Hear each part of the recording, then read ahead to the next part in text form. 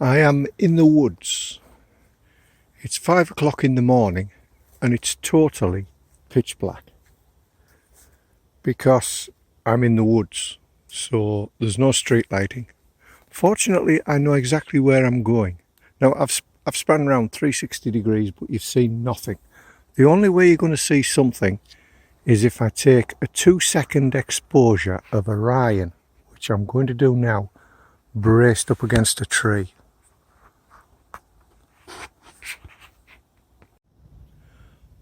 Okay then, so that is Mars through the tree canopy. So I can use that as basic orientation. And I know I've got a steep uphill section now. So I just follow the dog. Right.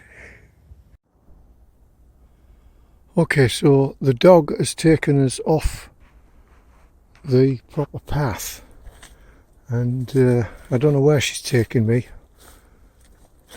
So we're a bit lost at the moment. But we'll get back on track. The ground has turned into bracken and nettles, which I'm having to wade through and the dog's having to jump over. But we do know reasonably where we are. And I do have my reference points. So I am heading. I can see Polaris. In fact, I wonder if I can show you Polaris. I'd have to lie on my back because these are 3.5 second exposures, I think. She's probably found a good camping spot, but I'll never find it again. Right, I know exactly where I am now. I am sat on a bench, looking over towards the road, going towards Gisborough, and I'm looking at Roseberry Topping. I'll try and do a 9-second exposure, just so as you can see Roseberry Topping. On this 9-second exposure taken from the same place I took the photograph of Roseberry Topping, which isn't very clear, you can see Orion's. Oh, I've just seen a fantastic meteorite. Anyway, that was good. It's a shame I wasn't taking a photograph when that came through, because it came right next to Orion. Would have probably been in the frame. But you can see the belt from Orion, you can see Mars above it, and then over to the right you can see the group of stars called the Pleiades, or the Seven Sisters. I can see another satellite now just going past the Pleiades. Loads of satellites up there now. Loads of them. Anyway, I've got to try and find what I'm looking for. I know where I am now, and it just shows what happens when you let the dog lead the way. She goes where she wants to go. So I'll have to try and stay on course now. Right, well, it is amazing. We have arrived on location, and I have 2 torches with me. One powerful torch and one torch on this mobile phone. But I don't like using them unnecessarily.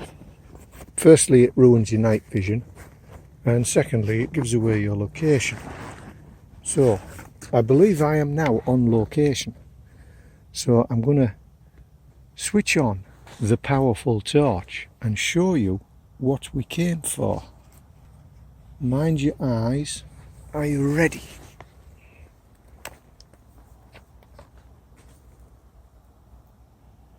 And here we have Shaggy Parasol. This is what I've come for. So I'm going to collect a few of these. Now, the reason I had to come out in the dark was because we have to go shopping today, and then we have to go visiting. And as you can see by the way the dogs just walked through here, this is an area that's well trodden. So I spotted them yesterday night. So I thought I'd come back this morning and get them. Or get a few. I only want a few. So I'll set the torch up and I'll pick a few, and then we can make our way home through I can come out into the clear and have a much easier walk home. And it will be getting light soon.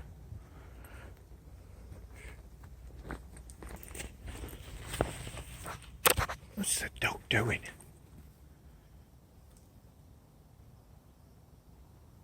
What are you doing? Hey, what have you got there?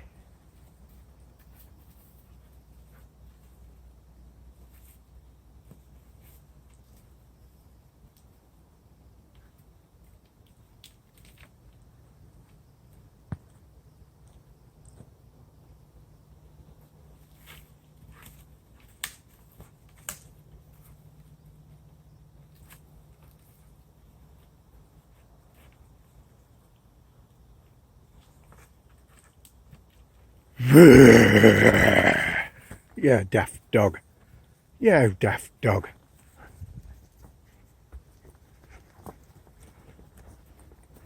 There's more of them.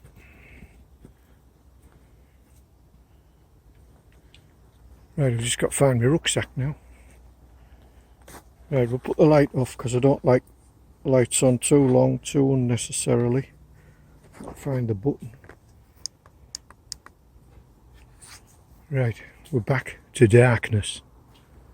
And my night vision is now ruined for the next half hour. Right, well, you can't see it now, but it is just starting to get light. And I've just broken out of the denser woodland and I'm following some paths now. And I won't really lose sight of those lights. So this side of the hill is a lot brighter. And we're just making our way back home as it starts to get light.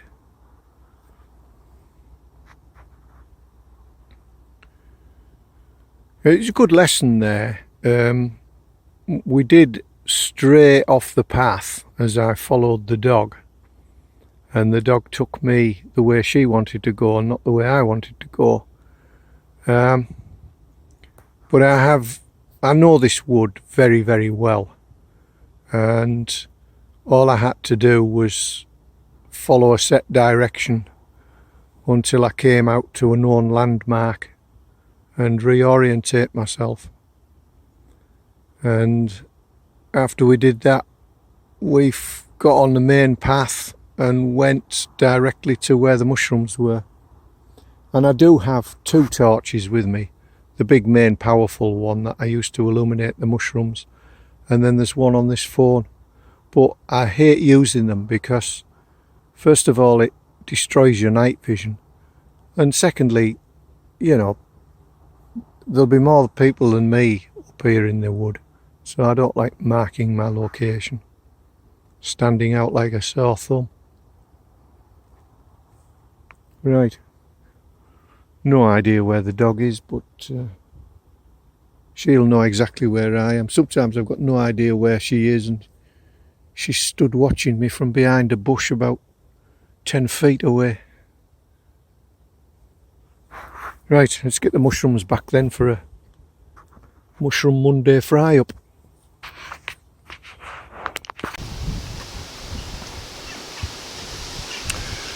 Right then, so we've got our mushrooms back. And I am just going through the process once more of positively identifying the mushroom I have brought back. And I say that because I've picked mushrooms from that place, the same type of mushrooms from that place, for quite a few years. So you'd think I'd be fairly confident. And I am, but it's always best to double check. So I've got my mushroom book here, and I don't just rely on one source, but I've got my mushroom book here, and I'm just checking that it's the right time of year, it's the right environment, and what any possible lookalikes would be. Because you might be happy that that's the mushroom you've picked, but is there anything that looks similar?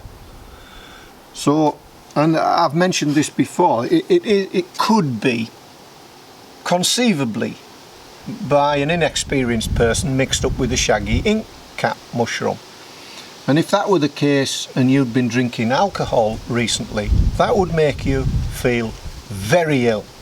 And I know because I have done that experiment. So I'm happy then that we've got here the Shaggy Parasol.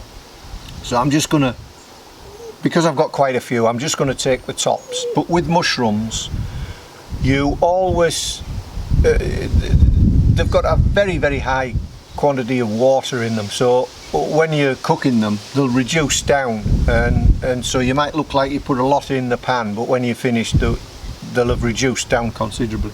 So I'm just gonna cut the heads off, clean them up a bit, and get them ready for making my mushroom omelette dinner. Just check the fire situation.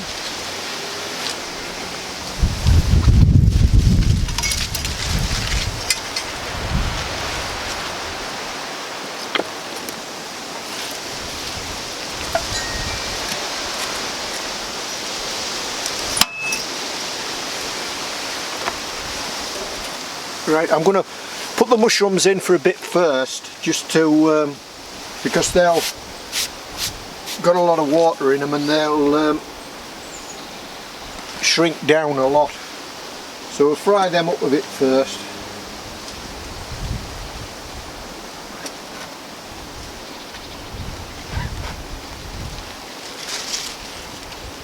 I don't know whether you can see the yellowness, but that is the saffron colour.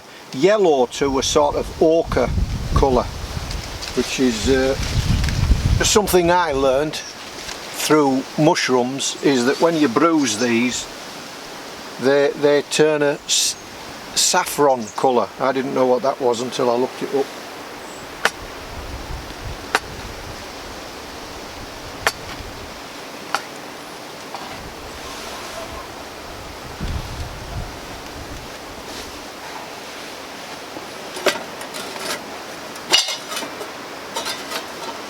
Oh, that oil's burning. The oil is burning.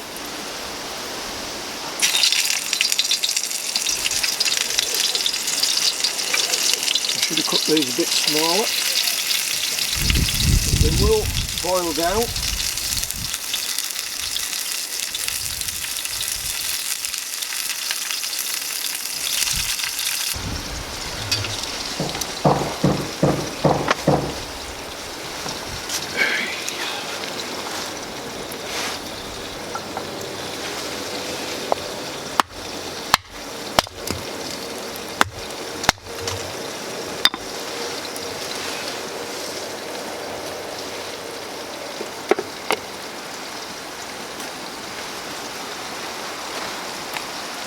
I can smell them mushrooms cooking now.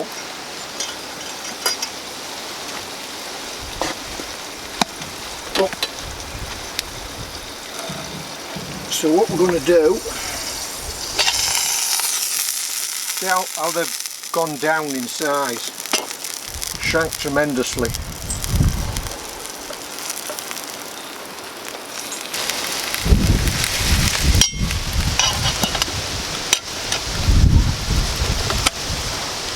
You do need, not this thick, this is what I could quickly lay my hands on, but you do need gloves when you're mucking about with a fire like this, and lids like this. We're nearly there. I'll take the mushrooms out and then I'll put the egg in and then I'll put the mushrooms back in on top, and then it'll all congeal together.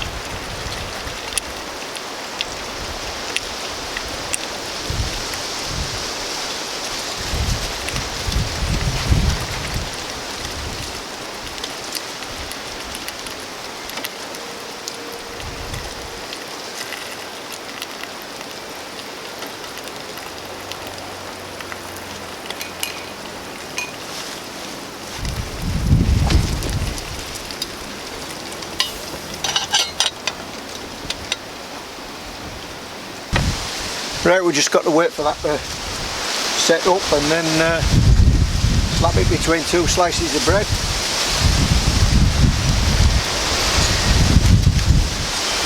I'll just get some water for the brew.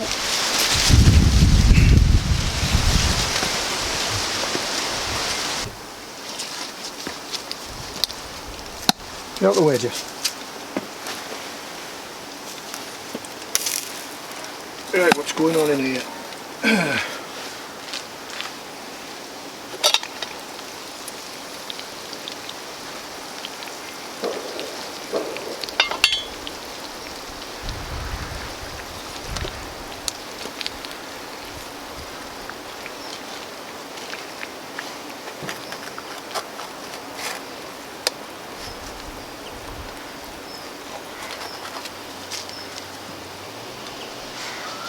Okay, well, there's a lot of water in it from the mushrooms.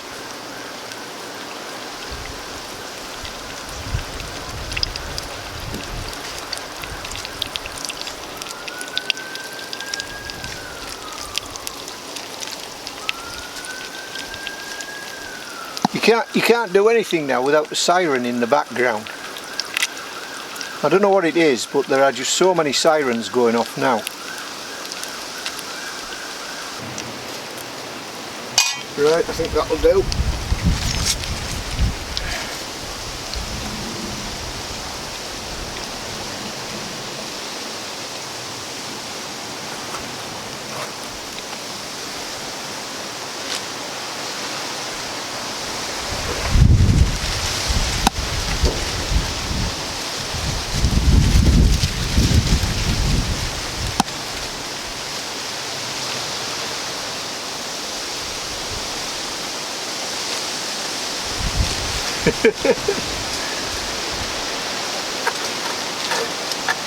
Right, there's a bit in the bottom of the pan for the dog. We've baked it to the bottom of the pan. We'll leave that for the dog. I'll put the lid on it for now so she doesn't burn herself.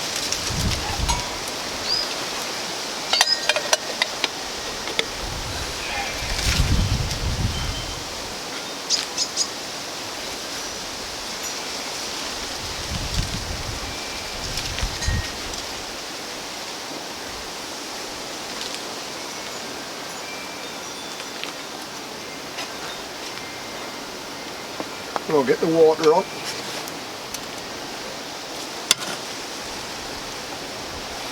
The fire stoked up.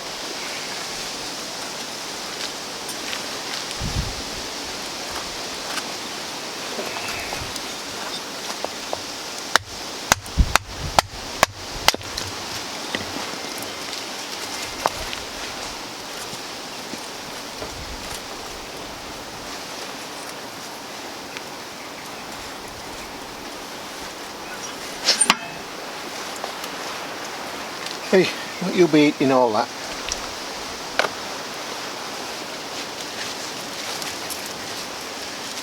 Right, I don't know whether you can see.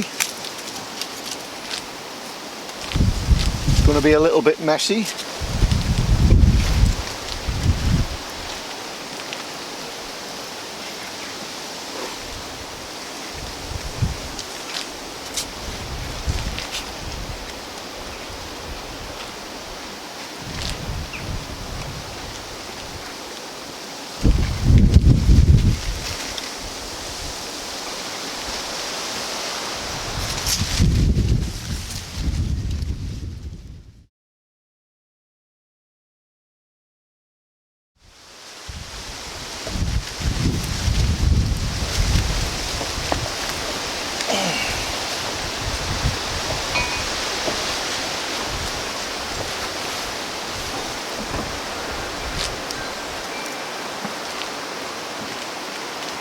Yeah, it's good enough.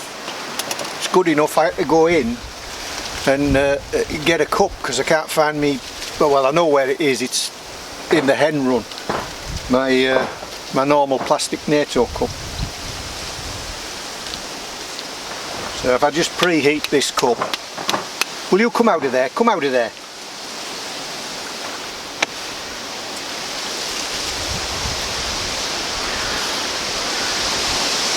Right, well, thanks very much for watching. That was Mushroom Monday, and if you do intend to go out foraging for mushrooms, be very cautious and be sure that you positively identify the mushrooms you've got and that there are not similar mushrooms that may be poisonous.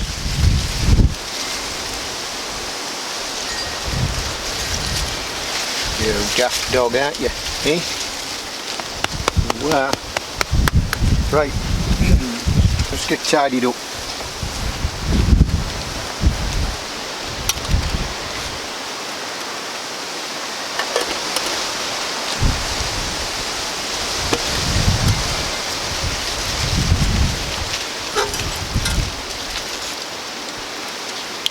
The other good thing about a stove like this is you're not in fear of setting the surroundings on fire as long as there's a big enough gap and I've got fire bricks surrounding it. So I can leave it or quite easily shut it down by blocking the chimney. There's an air intake underneath, but if the air can't flow through because you've blocked the chimney, then you'll starve the fire of oxygen and it'll go out. So I can just put an upturned can over the chimney, and that conserves what fuel I've got left, and it stops the rain going down the chimney. So you can't lose with a fire something similar to this. Oh, I almost forgot my lemon cake.